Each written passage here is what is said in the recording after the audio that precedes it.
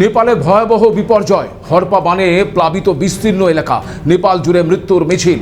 যে জল জীবন, যে জলের জন্য গড়ে ওঠে সভ্যতা, সেই জলই এখন ধ্বংসের কারণ। কিন্তু নেপালের এই ভয়াবহ বিপর্যয়ের পেছনে কি রয়েছে? শুধুই প্রাকৃতিক কারণ, নাকি রয়েছে কোনো গভীর ষড়যন্ত্র?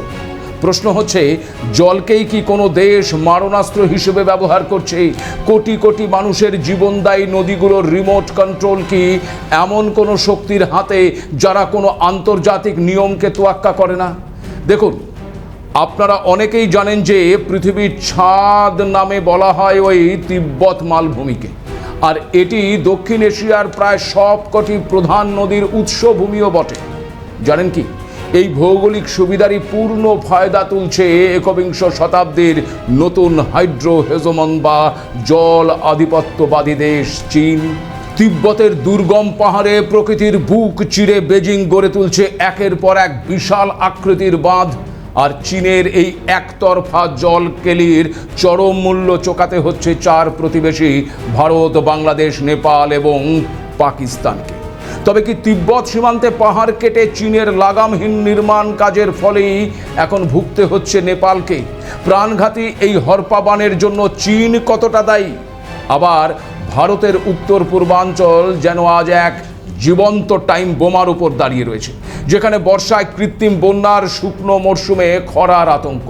সব মিলিয়ে খুব স্বাভাবিকভাবেই প্রশ্ন উঠছে যে চীনের বাঁধ কি শুধুই বিদ্যুৎ উৎপাদনের জন্য, নাকি জলকে হাতিয়ার বানানোর প্রস্তুতি? তিব্বতের নদীগুলোর নিয়ন্ত্রণ নিয়ে কি দক্ষিণ এশিয়ায় জলের রিমোট কন্ট্রোল নিতে চাইছে বেজিং? ব্রহ্মপুত্রের জল নিয়ন্ত্রণ করে কি ভারতের উত্তর পূর্বাঞ্চলকে চাপে ফেলতে চাইছে চীন? চীন কি সত্যি দক্ষিণ এশিয়াকে জলবন্দী করার ব্লুপ্রিন্ট সাজিয়েছে? চীনের জল আধিপত্য কি দক্ষিণ এশিয়ার নতুন জলযুদ্ধের আশঙ্কা তৈরি করছে? চীনের জল নীতি কি উন্নয়ন, নাকি দক্ষিণ এশিয়াকে নিয়ন্ত্রণের কৌশল? নমস্কার, আপনারা দেখতে শুরু করেছেন এডিটরস ডায়েরি। আমি ভাস্কর দত্ত আরও একটি নতুন এপিসোডে আপনাদেরকে স্বাগত জানাই।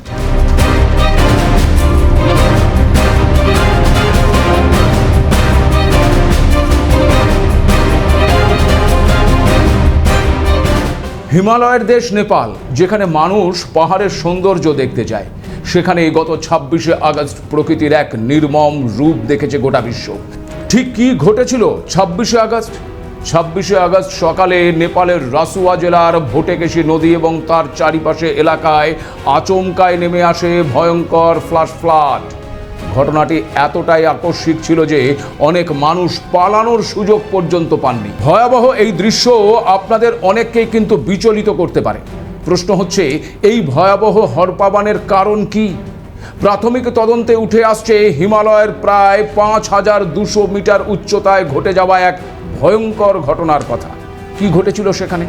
স্যাটেলাইট ছবি বিশ্লেষণ করে বিশ্লেষকরা মনে করছেন যে গ্লোবাল ওয়ার্মিংয়ের কারণে হিমবাহের একটা বিরাট বড় অংশ কাদা, মাটি আর পাথর নিয়ে কয়েক হাজার ফুট নিচে আছড়ে পড়ে, যার ফলে ভূকম্পন অনুভূত হয়। আর এই বরফের সেই বিশাল চাই লেন্দে নদীর গতিপথ আটকে দেয়। তৈরি হয় এক ধরনের প্রাকৃতিক বাঁধ, আর এরপর ধীরে ধীরে গলতে থাকে সেই বরফ। শেষ পর্যন্ত সেই বাঁধ ভেঙে যাওয়ায় নিচের দিকে একেবারে আছড়ে পড়ে বিপুল পরিমাণ জলরাশি, সেই সঙ্গে কাদা আর পাথর।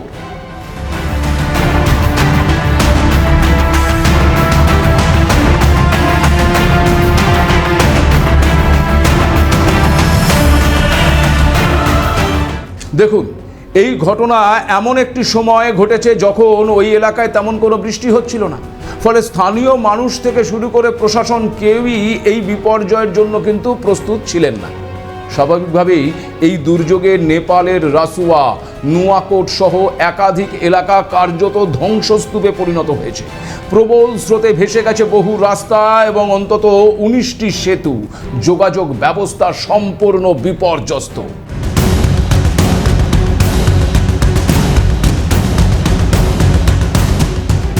পরিস্থিতি এমন যে উদ্ধারকারীদের পক্ষে অনেক জায়গায় পৌঁছানো রীতিমতো কঠিন হয়ে পড়েছে।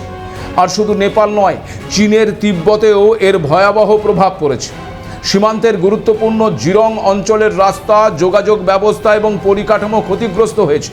নেপালে বহু মানুষ এখনও নিখোঁজ, তাদের মধ্যে রয়েছেন বিদেশি পর্যটক এবং তীর্থযাত্রীরাও। পাশাপাশি পশ্চিমবঙ্গ সহ ভারতীয় নাগরিকদেরও নিখোঁজ হবার খবর সামনে আসছে, ফলে স্বাভাবিকভাবেই উদ্বেগ বাড়ছে ভারতেও।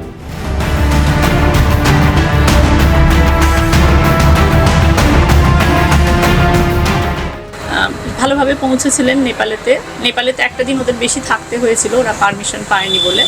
নেপালে সব কিছু জায়গা দর্শন করে রোজই আমাদের সঙ্গে কথা হয়েছে, তার সকালবেলা 7:25 শেষ কথা হয়েছে, ওটাই লাস্ট। হ্যাঁ, তারপরেই তখন ওরা ইমিগ্রেশন অফিসের দিকে যাবে এই কথা বললো।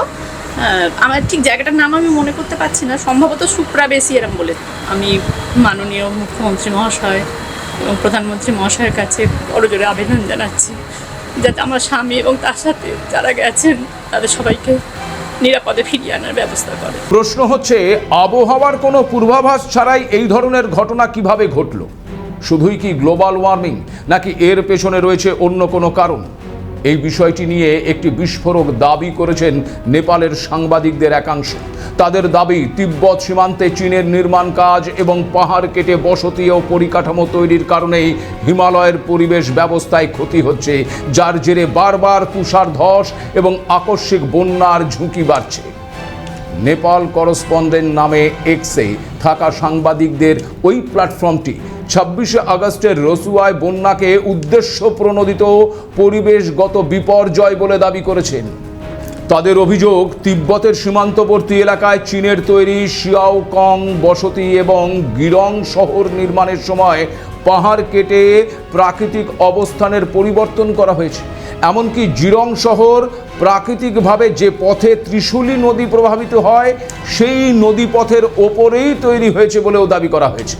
নেপালের সাংবাদিকদের ওই গোষ্ঠীর আরও অভিযোগ যে রসুয়া সীমান্তের কাছে চীনের তৈরি জিরং বন্দর নদীর সঙ্গমস্থলের কাছে নির্মাণ করা হয়েছে, আর এর ফলে নদীর স্রোতের গতি নেপালের দিকে আরও বেড়ে যাচ্ছে বলে তাদের দাবি। তাই তারা ইতিমধ্যেই বিষয়টি নিয়ে চীনের কাছে প্রশ্ন তোলার জন্য নেপাল সরকারকে আহ্বান পর্যন্ত জানিয়েছেন।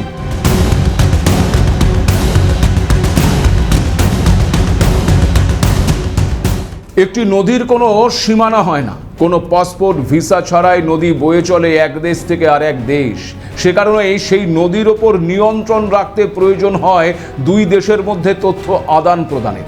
কিন্তু নেপালের এই ভয়াবহ বিপর্যয়ের একটি বড় কারণ হলো তথ্যের গোপনীয়তা।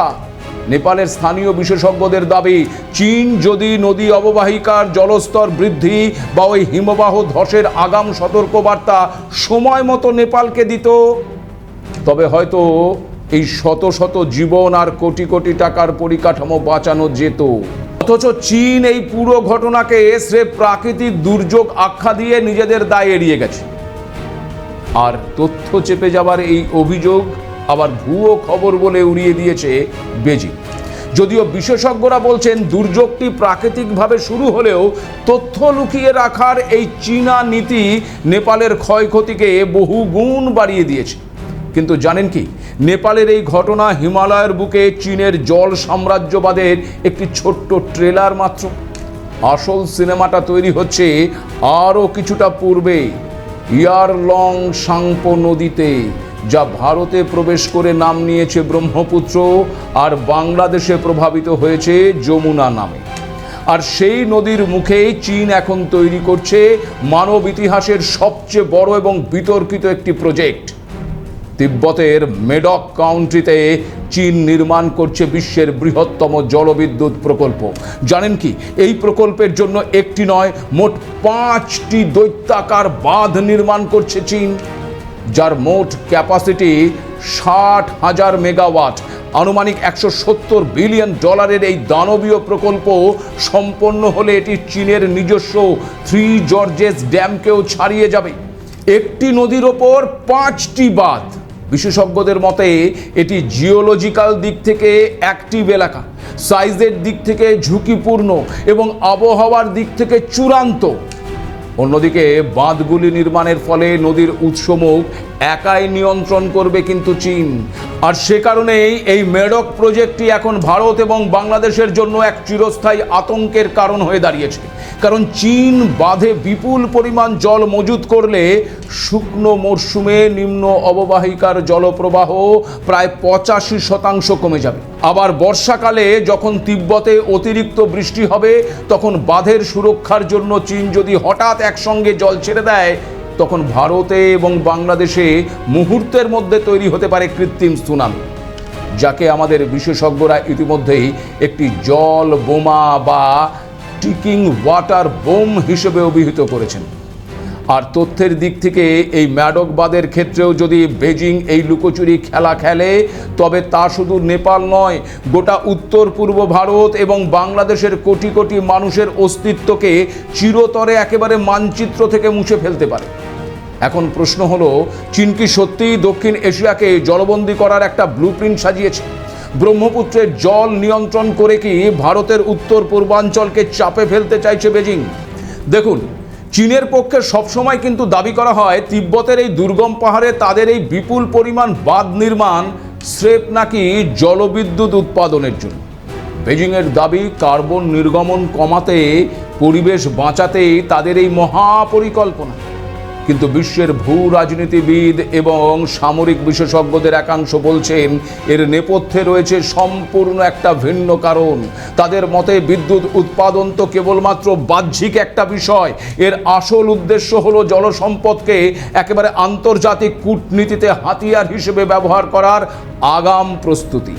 কারণ এর পেছনে লুকিয়ে রয়েছে চীনের 3টি বড় কৌশল। প্রথমত, ব্ল্যাকমেইল বা মনস্তাত্ত্বিক যুদ্ধ। দেখুন, আন্তর্জাতিক নিয়ম অনুযায়ী সীমান্ত অতিক্রম করা নদীগুলোর ওপর একক আধিপত্য কিন্তু খাটানো যায় না।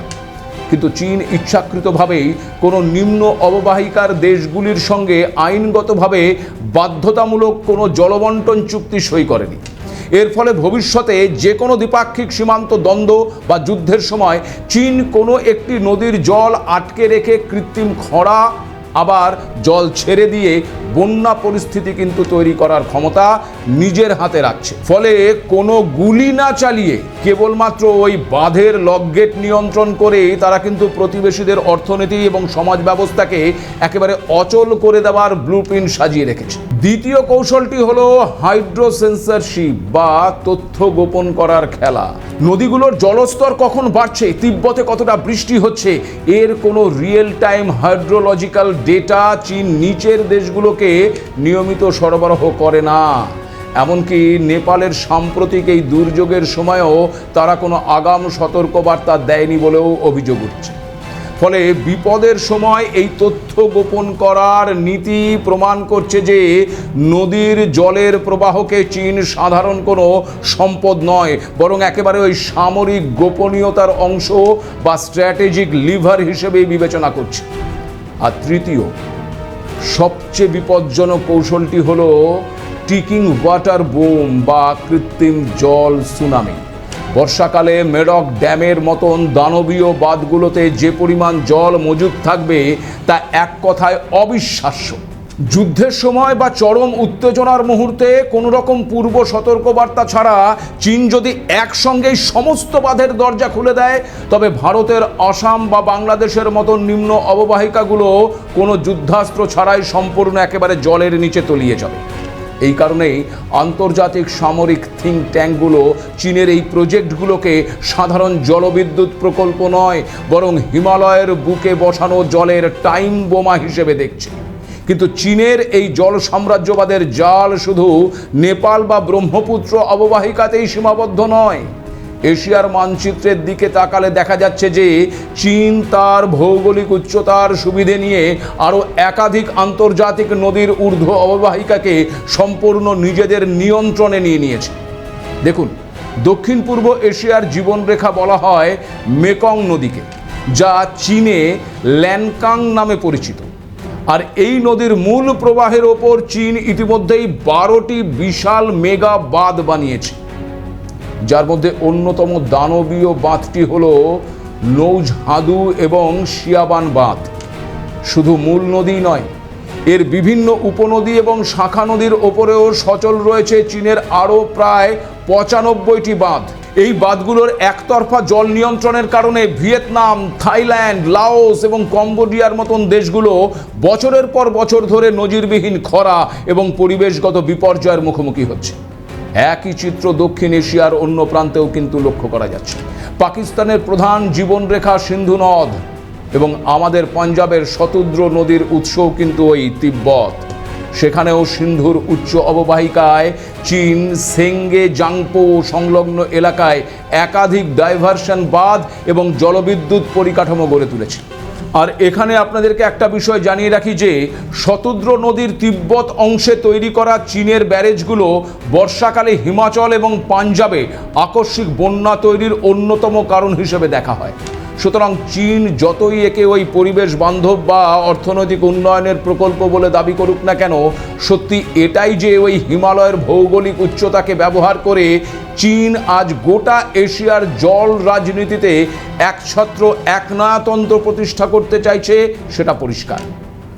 এই জল শুধু টারবাইন ঘুরিয়ে বিদ্যুৎ তৈরি করছে না, এটি দক্ষিণ এবং দক্ষিণ পূর্ব এশিয়ার সার্বভৌম জল নিরাপত্তার গলায় একটি অদৃশ্য ফাঁসও তৈরি করে রাখছে। আর চিন্তার বিষয় হলো চীন ম্যাডকের বাঁধগুলোর লকগেট নিয়ন্ত্রণ করে ভারতের উত্তর পূর্বাঞ্চল, বিশেষ করে অরুণাচল প্রদেশ এবং আসামকে এক চরম ভূরাজনৈতিক চাপে ফেলতে পারে। ভারতের মূল ভূখণ্ডের সঙ্গে উত্তর পূর্বাঞ্চলের সংযোগকারী সেতু এবং সামরিক রসদ সরবরাহের পথগুলো জলের তোরে ভাসিয়ে দেওয়ার ক্ষমতা বেজিং তার এই ম্যাডক বাঁধের মাধ্যমে নিজেদের হাতের মুঠোয় নিয়ে নিয়েছে। কিন্তু বেজিংয়ের এই আগ্রাসী ব্লুপ্রিন্ট কি ভারত হাত গুটিয়ে শুধু বসে বসে দেখছে? একদমই নয়। ড্রাগনের এই বিপজ্জনক জল অস্ত্রকে রুখতে ভারত এবার অরুণাচল প্রদেশে হাত দিয়েছে এক বিশাল কাউন্টার প্রজেক্টে, যার নাম সিয়াং আপার প্রজেক্ট। 11,000 মেগাওয়াটের এই মেগা ড্যামটি আসলে ভারতের একটি অবৈধ ওয়াটার শিল্ড। চীন যদি কখনো ম্যাডক বাঁধ থেকে হঠাৎ করে বিপুল পরিমাণ জল ছেড়ে দেয়, তবে সিয়াং বাঁধের বিশাল জলাধার সেই মরণঘাতী স্রোতকে নিজের বুকে শুষে নিয়ে আসাম এবং বাংলাদেশকে ওই কৃত্রিম সুনামির হাত থেকে বাঁচিয়ে দেবে। আবার উল্টো দিকে চীন যদি শুকনো মরশুমে জল আটকে দেয়, তবে এই জলাধারে যে জল থাকবে সেই জল ব্যবহার করেই নদী অববাহিকাকে স্বাভাবিক প্রবাহ দিয়ে সচল রাখা যাবে। একই সঙ্গে নিম্ন অববাহিকার দেশে এই বড় প্রকল্প নির্মাণের ফলে আন্তর্জাতিক আইনেও কিন্তু চীনের একতরফা অধিকারকে চ্যালেঞ্জ করার আইনি শক্তিও পাচ্ছে ভারত। কারণ আন্তর্জাতিক নিয়ম অনুযায়ী কোনো নদীর জলের ওপর প্রথম আইনি অধিকার তারই থাকে যে নিম্ন অববাহিকার দেশে প্রথমে বড় প্রকল্প তৈরি করে। তাই ভারতের এই বাঁধ চীনের একতরফা দাবিকে আন্তর্জাতিক আদালতেও কিন্তু একেবারে চ্যালেঞ্জের মুখে ফেলে দিচ্ছে। ফলে বুঝতেই পারছেন যে হিমালয়ের জল নিয়ে এই টানাপোড়েন আর শুধু আশঙ্কার বিষয় নয়, চীনের একতরফা জল নিয়ন্ত্রণ দক্ষিণ এশিয়ার জন্য বড় ঝুঁকি হয়ে উঠছে ইতিমধ্যেই। তাই ভারত, নেপাল, বাংলাদেশ সহ প্রতিবেশী দেশগুলোর উচিত একসঙ্গে বসে এই জল নিরাপত্তা মোকাবেলা করা। কারণ মনে রাখতে হবে, হিমালয়ের জলধারা যদি কারো কৌশলগত হাতিয়ার হয়ে ওঠে, তবে তার সবচেয়ে বড় মূল্য দিতে হবে কিন্তু নদীর তীরে বসবাস করা কোটি কোটি সাধারণ মানুষকে। আর এভাবে নদীর পাড়গুলোতে নদীকে আটকে দিয়ে বাঁধ, তা চীন তৈরি করুক কিংবা ভারত কিংবা বাংলাদেশ কিংবা অন্য যে কোনো দেশ, প্রকৃতির ওপর এই নির্মাণ কাজ করলে তার প্রভাব কি হবে নেপাল কিন্তু তা বুঝিয়ে দিচ্ছে। থেকে শিখে যদি আমরা আগামীর পথ তৈরি করি, তাহলে সেটা আমাদের জন্যই শুভ। আজ এ পর্যন্তই। নমস্কার।